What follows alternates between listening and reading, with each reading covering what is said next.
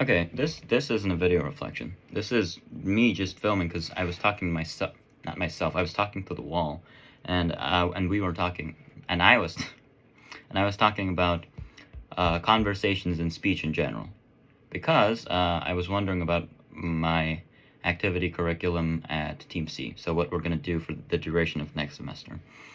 And when I think of speech, right? I mean, there's going to be, when I say the word speech or speaking in English, because most of, I don't think I have an audience.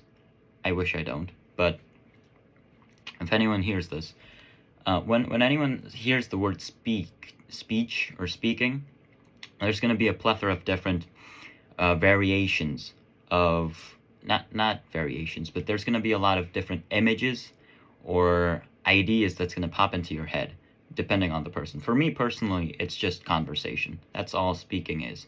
For speech is a bit different. Speech is a one-sided conversation. So you know that, actually this isn't a very good analogy, but there's a ginormous speaker pointed at North Korea near our boundary. That's speech. That's what I instantly picture when I think of speech. Because speech is a one-sided conversation. They can't respond, or sometimes they can, but the response is either very limited or it just doesn't happen. So it's a one-sided which means it's not a conversation, and that's why you call it speech. See, that was where I was trying to go. But anyway, I was thinking of these things, right? And obviously both are very important. Speech are important when you have to convey your idea to a large audience, like what I'm doing right now. Except the audience doesn't exist and I'm not conveying ideas, I'm just babbling, I guess, but that's what it is. So you have two types of speaking. You have conversation and you have speech. Or I'm pretty sure you have a lot more, but those are the two main things that I'm going to focus on, and that I'm going to try to focus on next semester when I'm running Team C. So, okay.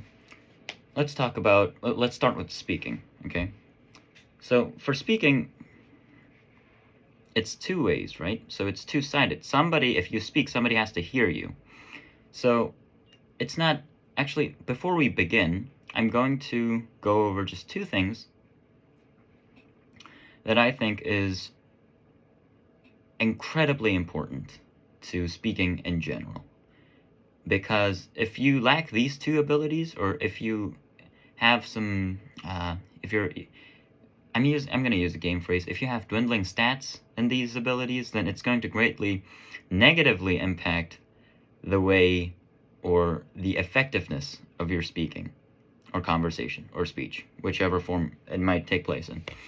First one is diction. If you have diction, a lot of people seem to think that diction is not important.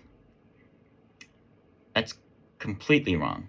The only case I can imagine diction is not important is when you're on a competition. And even then, I mean, come on, if your diction's terrible, they're not going to understand you, right? So it's like this. If, okay, I'll give you an analogy. Let's say we're doing a, how would you say it? A long distance transmission and reception, okay? So you're sending a signal and the other side's receiving a signal. That's the scenario, okay? So if your words that come out of your mouth and the sentences that you're going to form and your ideas are the signal, then diction, or delivery in general, but diction especially, is the quality of the signal. So no matter what you say, if the quality of the signal is terrible, up to the point where it's undecipherable, then no matter how perfect a speech you've planned out, it's going to be useless because nobody's going to understand it. Similarly, when you're talking to somebody, if you have terrible diction, it has a toll on the other person because they actually have to try to decipher what you're saying before they can comprehend it. So that's a hurdle. So diction is incredibly important. And for diction, I don't just mean, actually, it's not just diction. It's diction and the two twins, but diction, because if you remember, you're not going to get what I'm saying, right? So diction's one. Diction's the most important. Secondly is, secondly is just delivery. And there's two things in delivery. One is, yes, speed. I'm sorry. There's two things, but I don't have this written down, so I'm sorry. But first, the first of the two is speed. If you talk really fast, nobody's gonna understand you. And also, if you talk too fast, diction is also gonna get in the way. If you have good diction and you talk fast, it looks cool. You're gonna be a great rapper, but you're not gonna be a good speaker. Okay? You don't want your words to be too fast. The only time you would ever want that is when you're talking on a clock. Is that how you use the phrase? But when you have a time limit on how long you can talk, that's the only situation where you would want to talk quickly. Because if you do, then it's very difficult to keep up with the conversation, especially if the other person has been talking to you for like a considerable duration of time. Then it's going to be very tiresome for them to try to understand what you mean.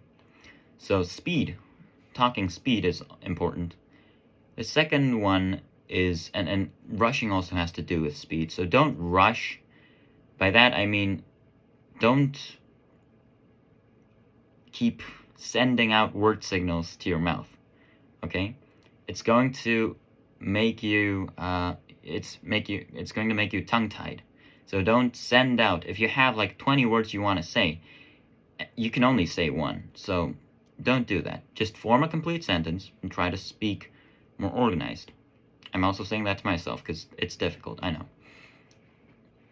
And the second thing that has to do with good delivery is pauses. And I think this might actually overlap with some things that I mentioned in speed and diction, but you want to pause, not just for climactic effect, but it's more like for the other person to digest what you just said. So it's like when you're having a meal, right? You can't just eat over and over and over unless you want to be like the victim in Seven. That's a movie reference. Don't watch it, it's rated R, but you can't just eat and eat and eat and eat forever. You're going to have to give your body and your internal organs time to digest what you've just eaten so that it can be used as nutrients and be stored in your body as fat or muscle or etc. Right? So you need a pause for a certain duration of time for it to quote-unquote sink in. The reason I don't pause here is simple, because you can pause this whenever you want to. Also, when you're in a conversation, so when you're speaking with another person, then it's very important to pause, because and hear this, because if you keep speaking, if you're babbling, the other person, it's considered rude to interrupt, right? So they won't interrupt. And if you keep speaking on a topic and then you move on to a topic, but there's no pause in between that, because you're just speaking with the flow of your thoughts as they go, right? Then you could have had a productive conversation on the topic before, but now that's impossible because you just skipped and they didn't have they were too polite to interrupt, right? And they might have had something to talk about. So please don't ramble when you're talking to another person. Sometimes in debate, I've seen it being used as a strategy, but not in debate, but it's like when you're in like a speaking fight with somebody. A speaking fight is, it's debate outside of the ring and outside of the timers. So it's debate in everyday life. By the way, I don't really like debate, but You're fighting with words, basically. It's childish, but it's just a strategy you can use. I don't know if you can call that a strategy, but I'll call it a dirty trick, if you will. But it's a dirty trick you can use in debate. I mean, when you're fighting with words with someone else, you can just ramble, and shoot words at them without stopping. And they probably won't interrupt until their frustration gauge is full, and at which point they'll just cut in whenever they want to. But yeah, please don't. Pause. After you said something, pause. Let it sink in. Okay. Okay, now moving on to the important things in each category of speech and conversation. With conversation, it has a lot more to do with impromptu skills and your raw speaking skills in general. Also, it also has to do a bit more with your personality, because it may be your personality might hinder your performance when you're talking to somebody. Let's say you're introverted, and there's nothing wrong with being introverted. When I'm speaking in Korean, I'm considerably introverted as well too, but it's weird with me. I don't know, but when I'm speaking in English, I become extroverted. Hence, I feel completely comfortable in front of the camera. Normally I'd stutter, and I still kind of do, but it's way better compared to when I'm speaking in front of the camera in Korean. So, yeah. Personality also plays a big part when you're speaking to someone else, but more than that, you need to be, how would I say it? You need to at least possess some kind of impromptu skills, or at least a certain level of speaking skill to make a conversation, because a conversation is back and forth, right?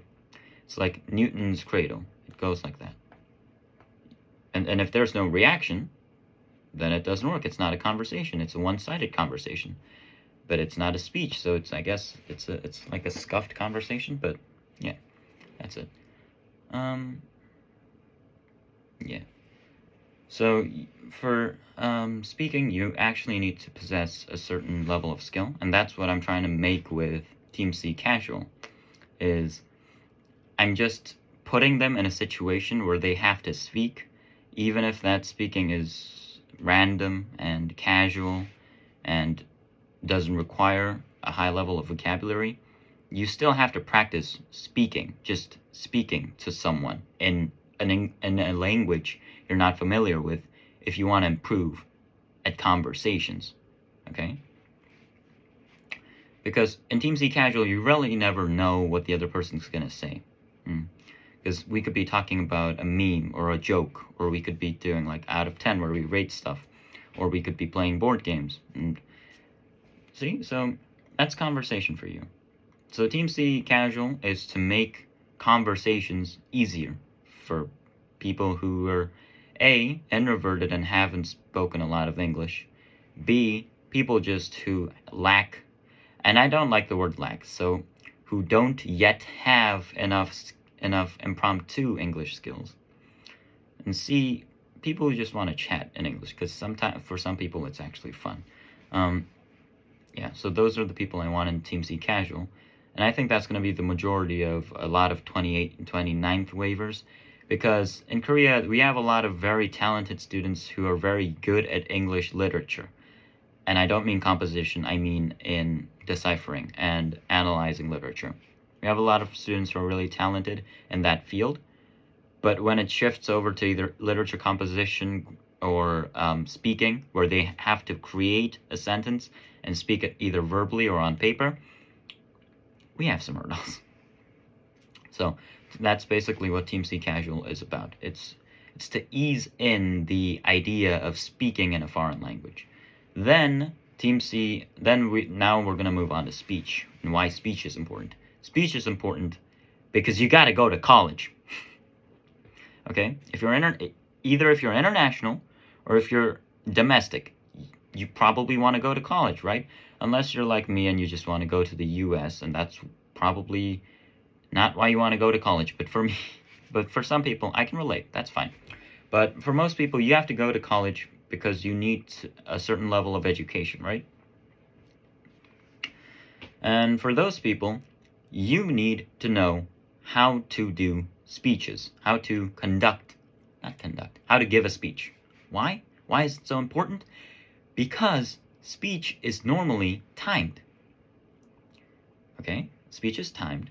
And remember the traits that I mentioned right now. Speech is timed. In speech, you have to have a somewhat organized format, because you're speaking to a large audience who don't have a lot of time. So your speech has to be timed and organized. Okay?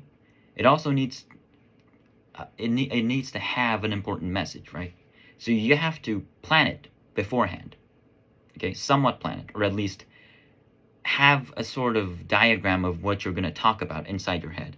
Okay, so you have to have it timed, organized, pre-planned. What also requires these three things? An interview. An interview, you are timed. Oh, and actually, 4 and 5 too. 4, a lot of people are watching. Okay, so you're going to get instantaneous, or at least retarded. I mean retarded as in delayed. You're going to get instantaneous or delayed feedback. Okay? And 5, there's a high chance that if you don't have 1 to 4, you're going to embarrass yourself, or it's going to act in some bad way. So that's a speech for you. Okay? And what also has these 5 traits? An interview. It's timed. Okay? You have to have it organized. If you're rambling in an interview, nobody's going to love that. Especially not your... Actually, I don't know why I'm so confident in talking about the interview. I have not participated in an interview since last year, so I don't know. But I'm guessing out of common conceptions. Yes. But, okay. And you need it organized. You need it pre-planned. So you actually need a sort of idea on what you want to, on your response, what you want to try to say, right? Then you need, and you have an audience here too, right? So you get feedback. And this feedback is detrimental because it affects your college. And I'm pretty sure you guys are all bloody-eyed for college, so yeah, good luck. But it affects your college, so you get feedback. And also, if you screw up, it's going to be a problem. So it has those 5 things in common. And not just interviews. There's going to be a lot of places where you're going to have to give either some sort of speech. A presentation is also a speech. So if you go to a company, so if you become employed at a company, and you're trying to go for something new, you want to start a new project, side project for the company. What do you need? Presentation. So that's why speech skills are so very important. And it's detrimental that you know them, because you're going to be using them a lot, especially if you come to KMLA. Because we have a lot of exams, not exams, tests, not tests. What's the right word for it? Presentations. Yes, we have a lot of presentations where the grades of the presentations are reflected on your real grades. We have a lot of presentations where the score of your presentations play quite a detrimental role in your grades. Okay, so we have a lot of those. So you have to have at least some sort of decent presentation or speech skills. Okay, and with speech, it's sometimes much easier than conversations, because if you're a wise person, unlike myself and a lot of other people, then you could probably have the idea of planning it beforehand, which would be a great idea, because if you plan speeches beforehand, not only do you get the upper hand of increased skill in general, you look like you're much better at English than you really are. Not that that's a bad thing. That's great. That's great. And if you're already pretty good at English speaking, then you look fantastic during your 3 or 4 minutes of glory. I'm not trying to make fun. I'm just trying to say that's how it is. Okay? So speech is great. And some of the key features that I think speech requires is except for those 5, with speech, you almost always have an audience, unless you're talking to camera and you have 0 people behind there. You're almost always going to be talking to an audience, which means you need something called delivery. And I know I've mentioned delivery at the very beginning, but it's not the same delivery. It's different. This delivery is way more complex because not only do you have to have the skills, not only do you need the sufficient skills to convey a message, you need sufficient skills to convey a message and make it impactful. Okay? There's a big difference. What do you mean? What do you mean there's a big difference? If they understand it, isn't it impactful enough? No, it's not. It's very different. It's like, perfect analogy. You know, back in 2016, 18, somewhere around that time, the Swedish, I'm sorry if I don't know your name. It's Greta Thunberg.